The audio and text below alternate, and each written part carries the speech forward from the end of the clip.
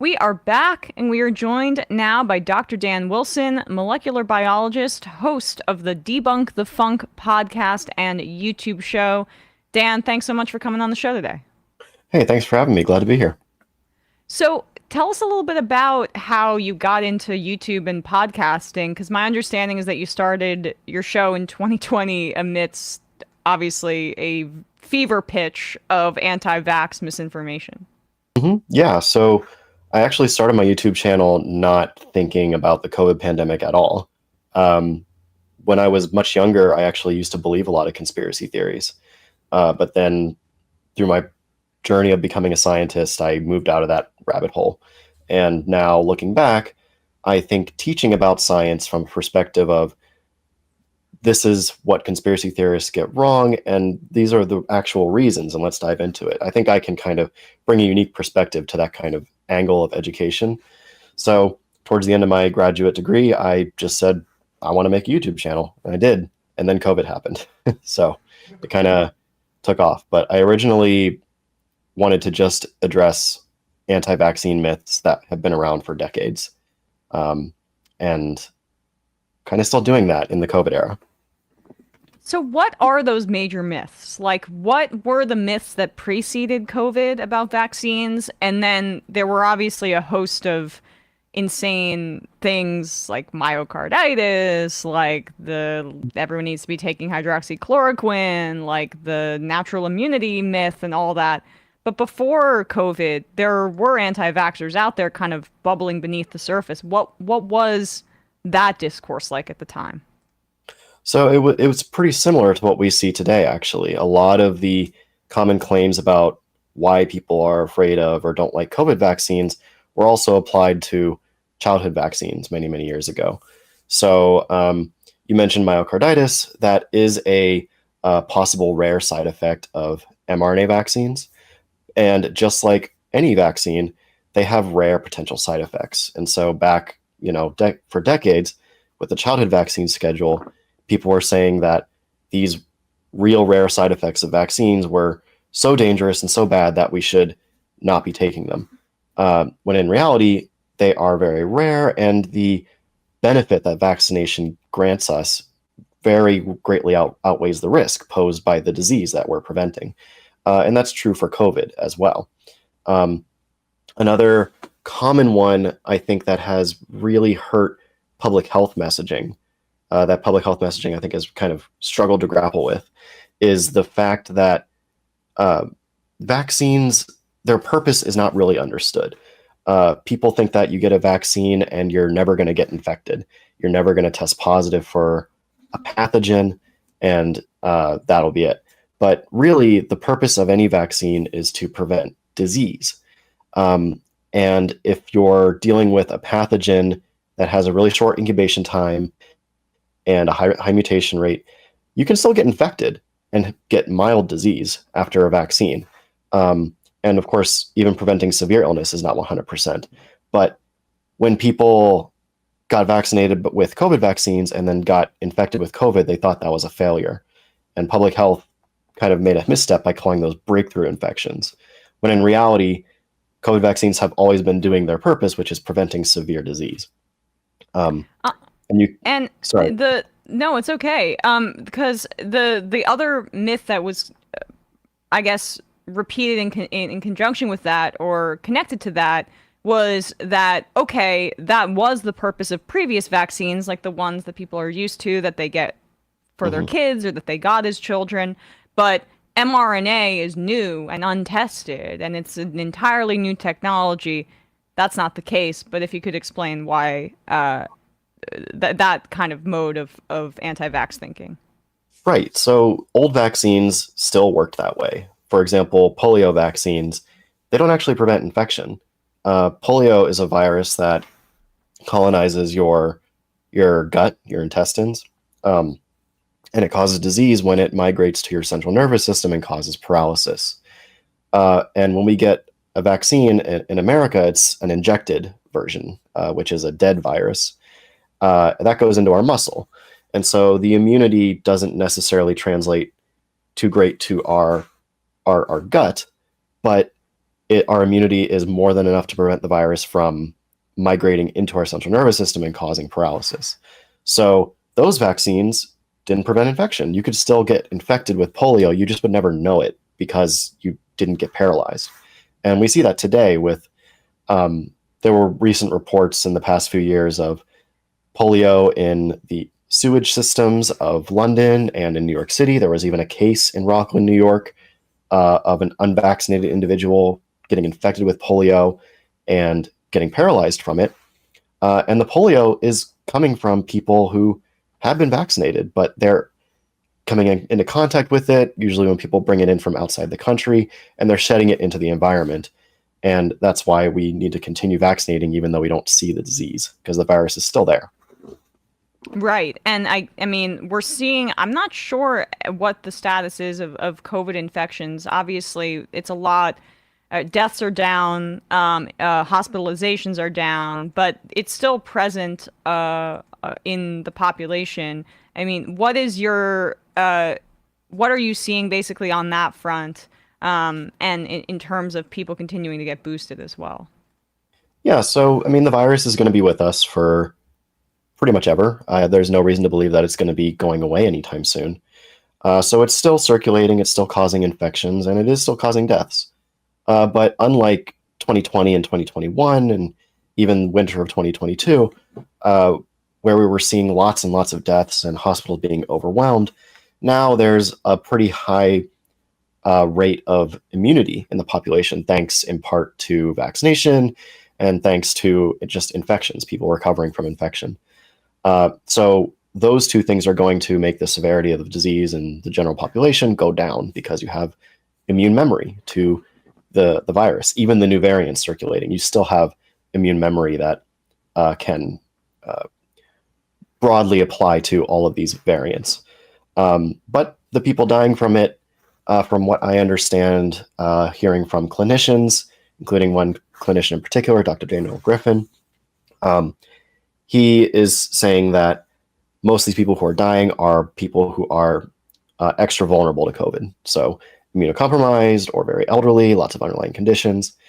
And although the absolute number of these people dying is way, way lower, it's still happening. And so those people are the ones that might be advised by their doctors to get additional boosters, be aware of whether or not they're getting infected, to promptly get early treatment so that they can just reduce their chances as much as possible from of getting into the hospital or other severe outcomes. But vaccination has greatly reduced the risk or the burden that this pandemic has put on the population and the healthcare system. And in terms of other anti-vax myths that we see, we also hear about the concept of vaccine injury, right? And how there are people who are recovering from vaccine injury as it relates to the mRNA COVID vaccines. What is that? And how much of that is actually verifiable in any real way? Yeah, so I mean, no medication, no intervention is going to be 100% safe. So there are going to be some people who have adverse outcomes from vaccination. And the question always is the intervention, are the benefits that it's granting us outweighing the risks? And scientists have done exhaustive efforts to characterize these adverse events, these vaccine injuries. And every study from multiple countries using very huge populations and trying their best to account for confounding variables, they keep finding the answer that these events are really rare, and the benefits are still outweighing the risks, especially since the risks that COVID, the disease, poses to the individual, the severe outcomes that they bring are going to be much more likely than what's brought by the vaccine, myocarditis being one of them. Myocarditis can be a rare side effect of mRNA vaccination, but it's rare and often way less severe than what we see with infections. Infections can more commonly cause myocarditis, and the disease course can be often more severe. So those are the things we look at. But it's important to also acknowledge that, yeah, those vaccine injuries are real and rare, and those people do deserve compensation. Right. And that's why we have systems in this country like VAERS, where people can report, and there's a court system that people can go through. But as you say, it's incredibly rare in those instances. What did you make of the promotion of alternative treatments like ivermectin and hydroxychloroquine as opposed to the vaccination? You know, I don't know how you're really sticking it to big pharma by using tried and true pharmaceutical products from them, but for other purposes, Yeah, on a right? monthly basis. Yes, prophylactically. Like, what was, why did you, how did those theories originate? Like, what was some of the misinformation that led people to these medicines? And why are they wrong? I mean, so there's a lot to cover there, but yeah, it is bizarre that people who are anti-big pharma, anti-vaccine, all these things, like Joe Rogan, for example, will sit on his show and just trash vaccines all day. But then for a while, he was talking about how amazing monoclonal antibodies are and how, why isn't the government using that more? And it's like, Joe, those are like tens of thousands of dollars per dose, and the supply is limited. So not everybody can get those. And so it's just like total just absent-minded thinking on that part, just wanting to trash big pharma in one way but then promoting it in another way. But then there were also treatments that were not effective, like ivermectin and hydroxychloroquine, that got these huge boosts in popularity. And I think the reasoning for why those took off can vary case by case. For in the case of hydroxychloroquine, it was highly politicized after Donald Trump said it works. That just caused a huge mess, and people ran with it. But scientists did their due diligence. They did what they are trained to do. They did what they do for a living. They ran randomized controlled trials because they thought, well, let's see if it does work. And it just doesn't work for COVID. And the same with ivermectin. In that case, it wasn't so much Trump, but it was a guy named Pierre Corey who has a medical degree, and he went in front of legislators and just gave a very impassioned speech about how ivermectin is a miracle cure. It obliterates COVID. And that was at a time when even observational trials, so weak, low-powered studies, weren't that great in number when it comes to ivermectin and COVID. And he was just saying that, and it went viral. And so I think that kind of sparked the blaze that was the ivermectin nonsense. But again, in that situation, scientists said, okay, let's see if it works. 2,000 Americans are dying a day, and doctors are desperate to find anything to help their patients. Let's see if it works. It just didn't. There were so many randomized controlled trials at this point that just show ivermectin just didn't work. But if a person with a degree comes and gives an impassioned speech in front of a credible audience and offers this easy solution to a very stressful event that is affecting all of our lives, then it can be something that people pick up quite easily. Right. And who were some of the worst purveyors of that? I mean, you mentioned Joe Rogan, but I know that you've locked horns with Bret Weinstein and his brother Eric. Although I guess Eric walked it back after he said it must be safe because good old, wonderful, and moral Israel gave it to their citizenry, so they would never do such a thing like hurt people intentionally. Like, who were some of the worst, I guess, anti-vax influencers that you had to deal with, and what was it like covering that?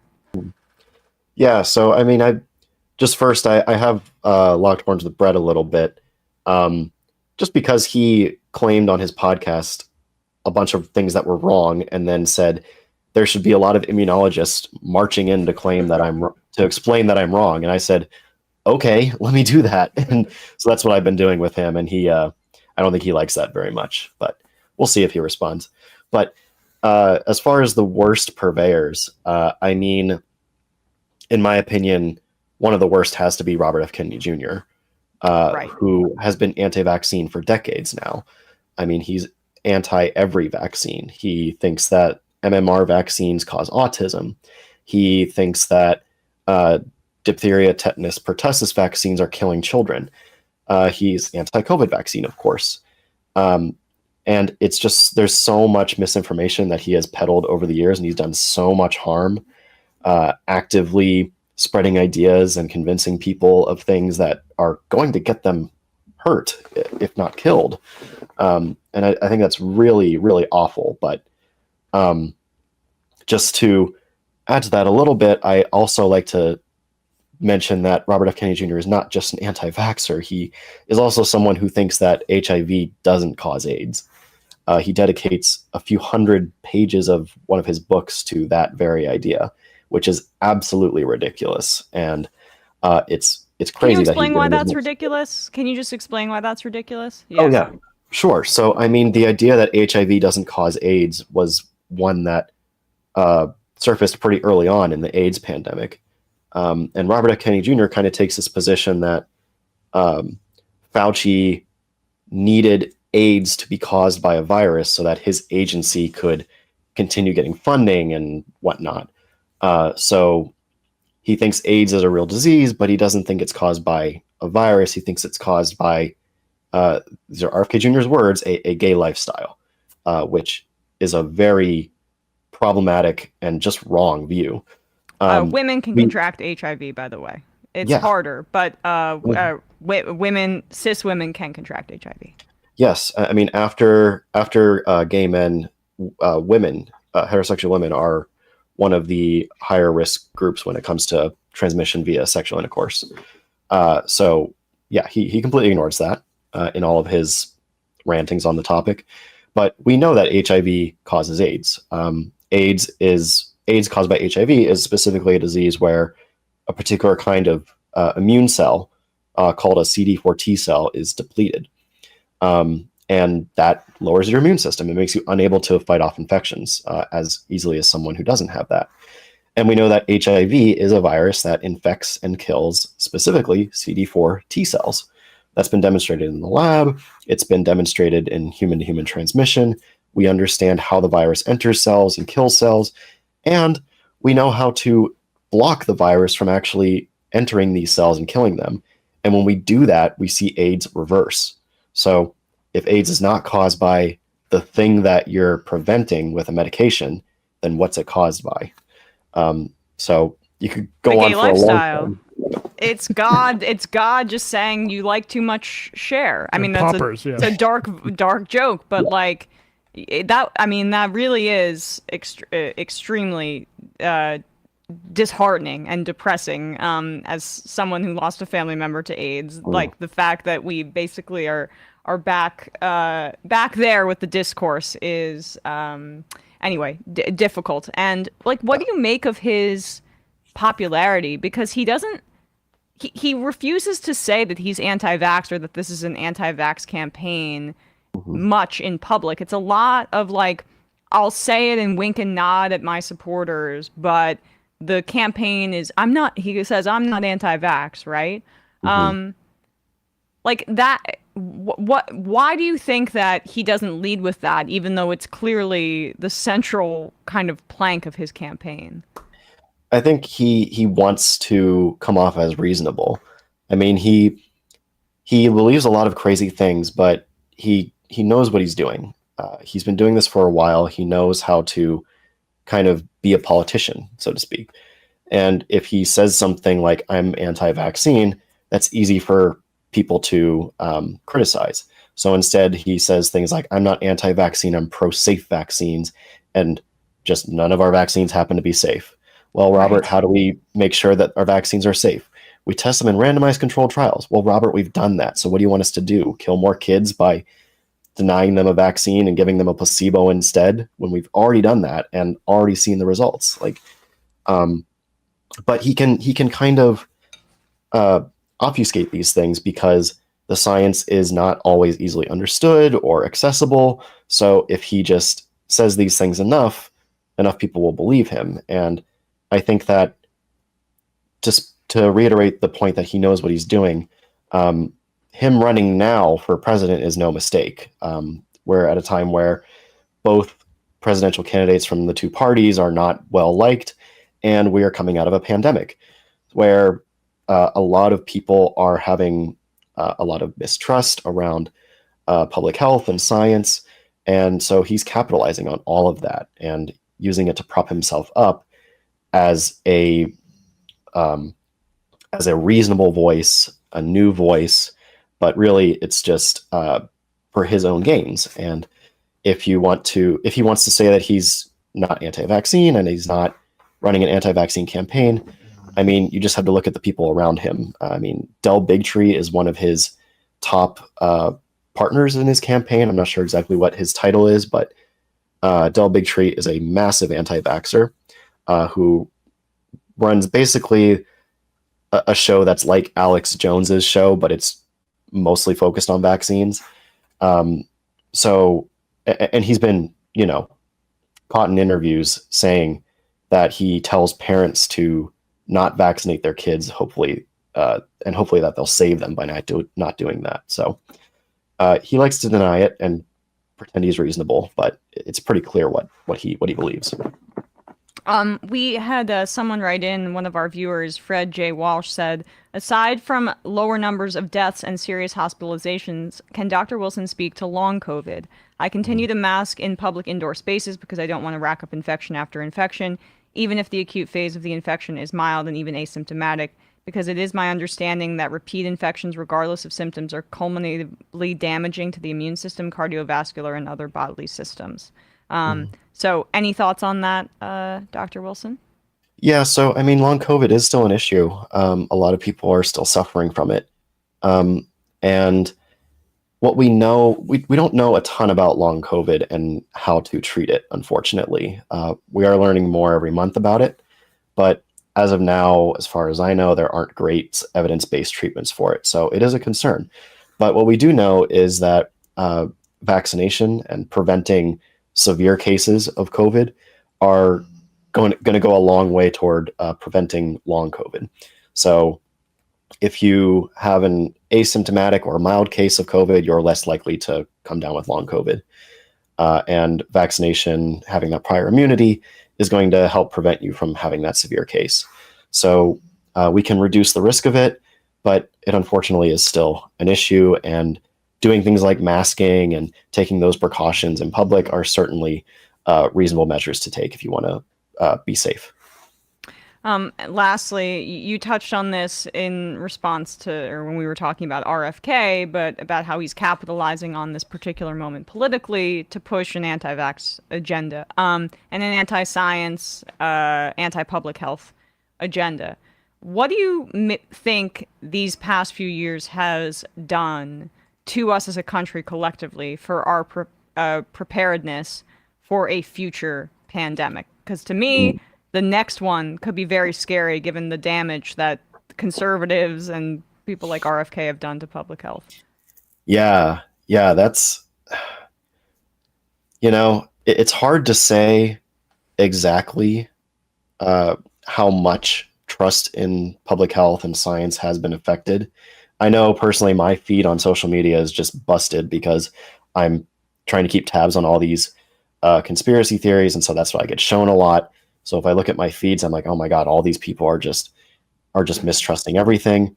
But in everyday life, how many people do I know like that? Practically none. So I don't know what the numbers look like, but I don't think we are in a great spot for dealing with the next pandemic. I mean, we see now there are threats of bird flu, H5N1 or H5N2, circulating more in wildlife and in our livestock, which is concerning not just for us, but for also our food security. But with warnings of H5N1 possibly being in unpasteurized cow milk, there were an increase in raw milk cells. And how does that make sense? CDC says, hey, there's a potential risk for this avian bird flu to be in raw cow milk, so don't drink raw cow milk. And then people drink more of it. Like, what? Right. But with something like bird flu, we do have more prepared in terms of vaccines. We have a little bit more understanding on what we can do to prevent and treat it, because a bird flu pandemic is something that has been on the minds of pandemic preparedness experts for a while. But if it's something other than bird flu, how do we deal with it? There's a lot of complexity to this, and pathogens are really hard to predict. But overall, I want to say that I don't have faith that we'll deal with it better than we did COVID. I hope I'm wrong.